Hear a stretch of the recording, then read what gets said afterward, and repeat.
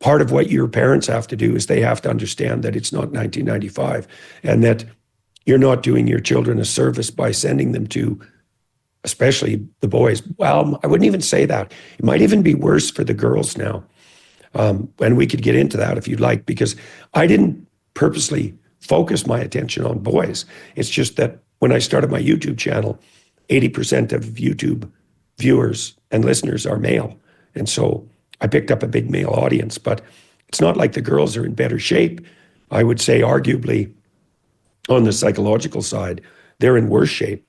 It's more than 50% of young women, 18 to 34, who profess liberal political proclivity also self-report at least one diagnosed mental illness, and rates of depression and anxiety in that population, 18 to 34-year-old young women, have skyrocketed. And we should also point out that the entire progressive enterprise would collapse if young women weren't being propagandized in a massive manner, not only by the universities, but by bad actors at the international level on platforms like TikTok, which, like what's happening to young women on TikTok is absolutely reprehensible.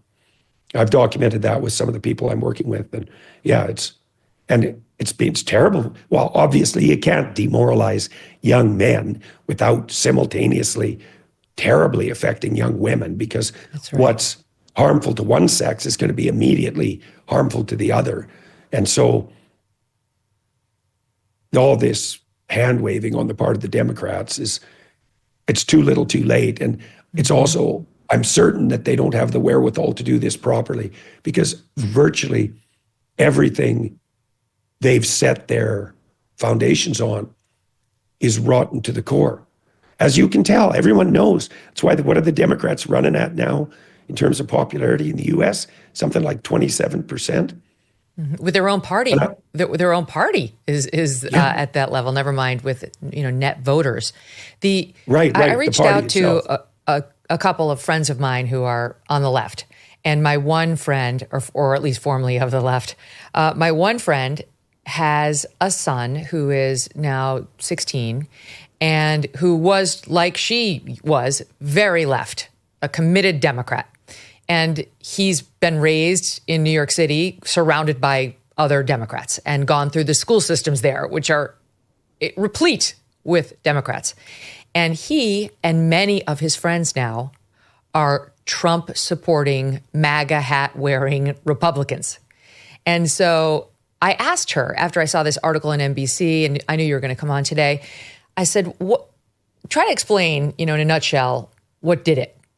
How did he have this dramatic transformation? Because I've known them. I saw him go from this leftist to this MAGA hat wearing kid. And she summed it up by saying, I pulled it, but she summed it up as follows. She said, the main communication between government and young people is education. If the curriculum is that white voices don't matter anymore, that's alienating to every white boy out there. She said, my son feels that they have blamed straight white men for everything.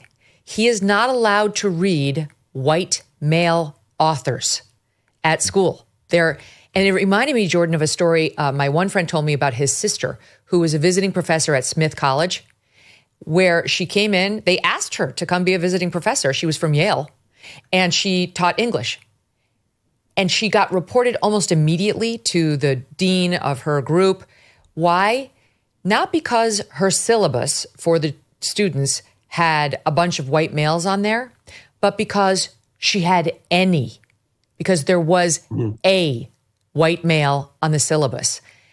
Westmore and Ned Lamont and Gretchen Whitmer will never acknowledge any of this, nor, God forbid, say that it's a potential problem. Yeah, well, that's more indication of just how deep the rot goes. I seriously can't see, and I don't say this with any satisfaction. I really like McGill University in Montreal. I had a great graduate education there. I had a great advisor. And I loved teaching at Harvard. And I really enjoyed the University of Toronto for the 20 years I was there before everything fell apart in about 2017. And I'm not the least bit happy to be pointing my finger at these institutions and say that they've not only lost their way, but that they're perverting and all of our young people and all of our institutions, and that they're clearly not salvageable. And I know why they're not salvageable. So the first reason is that they became absurdly administratively top-heavy. And that happened pretty much from the 60s onward, where all the extra money that was devoted to education essentially went not to students and certainly not to professors or researchers, but to an ever-expanding administration. And that probably peaked around, in terms of just administration, that probably peaked around 2010. And then the woke mob took over the administration. And so now that's who runs the universities. And you can get them to forego their DEI and equity terminology, but all they'll do is camouflage their same machinations under different headings. They already think this way. Those are fundamental differences. They're not surface. They're not going to retool their epistemological commitments. They're not going to become different philosophically. They're not going to learn their lesson. And then on the faculty side, especially in the last 10 years, say, when you literally couldn't get hired at a university, well, first of all, if you were male and Caucasian, you could just take that off the table. But also if you didn't write a diversity statement that indicated your submission to or fervent advocacy of the radical progressive ideology. And had to swear allegiance to it. Absolutely. In the University of California system, which was a great system for a long time, especially on the scientific side, 80% of candidates were knocked out of the running for beginning positions as assistant professors in the scientific realms because their diversity statements were inadequate. This was before their research dossiers were evaluated. Now, you just can't imagine, unless you're a scientist, you can't imagine what that means. The only thing that matters with regards to the prediction of your ability as a researcher, and this is statistically speaking, the best predictor of your future success as a researcher is the number of publications you had as a graduate student, because that's actually a direct index of how well you did your job. And so to take that off the table in favor of racial categories and political belief means that the scientific endeavor is just, it's dead in the water at the universities. It's meaningless. I mean, first of all, this also happened, just FYI, speaking of our New York City experience, one of the top schools in New York, Brearley, that's an all-girls school, which is just a funnel to the Ivies. And it's one of those schools where many, many parents in New York would give anything to get their child in there. I mean, the tuition now is probably nearing $70,000 a year. Where the same thing, you had to, as a family, applying your daughter to the school, affirm your commitment to DEI and offer one of these DEI values and how they're incorporated into your family statements on applying to the school. So they were screening out anybody. They didn't want anybody, and I think it's still in place at Brearley, who didn't bend the knee fully and completely to DEI and then have specific examples of how it was being incorporated into their child rearing at home. Keep going.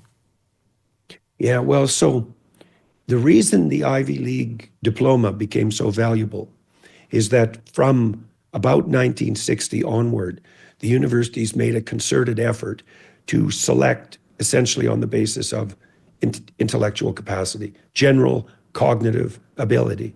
And that's a measure that differs widely between people, as everyone who's ever gone to school knows.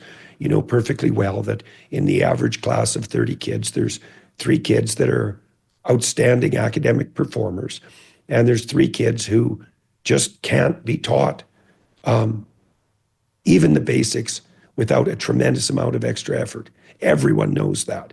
And what the universities as a whole did, especially after World War II, but it really got going in the 60s, was radically select on the basis of intelligence. And what that meant was that an Ivy League degree was a stamp of extreme intellectual competence. And that's why the brand value went through the roof. Yeah. Now, the effect of intelligence on performance isn't linear. It's exponential, right? And so if you can select selectively for extremely intelligent people, you get a nonlinear return on in terms of enhanced productivity in consequence of doing that. And so the universities did that, especially with the SATs and the GREs and the LSATs and the MCATs, which, although there's a lot of noise around this, are fundamentally intelligence tests. And so now if you can stamp your graduates with the assurance that they're in the 99th percentile for intelligence, then it makes perfect sense for every employer worth his salt to line up to hire them. Okay, but now what happened was the universities produced a brand that was of unbelievable economic value because of their selection technologies. And then that got gamed by the progressives and the radicals. So they can destroy the universities by filling them with progressives, let's say, who are selected for reasons other than their intellectual prowess, to put it mildly. And there'll be some lag before everybody figures out that the degrees have lost their value. Now that's already starting to happen. A lot of the tech companies are moving toward their own selection because the universities are no longer viable as screening institutions. So, but these parents you talk about, like I said, especially in places like New York that are still democratic to the core, they still think it's 1995. And it's not even 2000 anymore. Like, it's seriously not 1995. Things have changed a lot, and they're going to change more. We hope with Peterson Academy that we can keep our students on the cutting edge of learning, and that we'll leverage all the new learning technologies to make that possible, and be able to do that, as I said, radically less expensively. And we already have 50,000 students who've taken us up on the offer. And so I really can't see, Megyn, I'm really dead serious about this. You know, like I said, am involved with Ralston College. I've had conversations with the University of Austin folks. If the universities were salvageable, that would be a lovely thing. But here's a thought. The universities are rotting everywhere. Okay, so one diagnosis is the reason they're rotting is because they're dead. Like their time is over. That's not reversible. Well, I've watched companies fail, like big companies, tech companies, research institutions, all sorts of different large organizations. And it's very hard to stem the tide once it turns. Tariff wars, stubborn inflation. No wonder gold has been routinely hitting all-time highs, right? In volatile markets like the one we have now, don't sit on the sidelines with your head in the sand. You can take control and safeguard your savings. This is why so many Americans today are turning to Birch Gold Group. They have helped tens of thousands convert an existing IRA or 401k into an IRA in physical gold. Is it time for you to hedge against economic instability with gold? Well, to learn more about how to own physical gold in a tax-sheltered account, just text MK to 989898.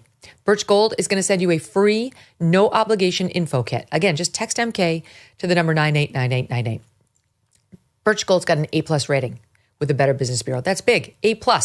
They've got countless of 5-star reviews, and they have helped, too many to count, protect their savings with gold. It took us decades to get into the tangled mess that we are now trying to unpack in DC. How long do you think it's going to take for us to really get out of it, and at what cost? Text MK to 989898 today. Thanks so much for watching. If you like what you just saw, hit the subscribe button for more clips and full episodes.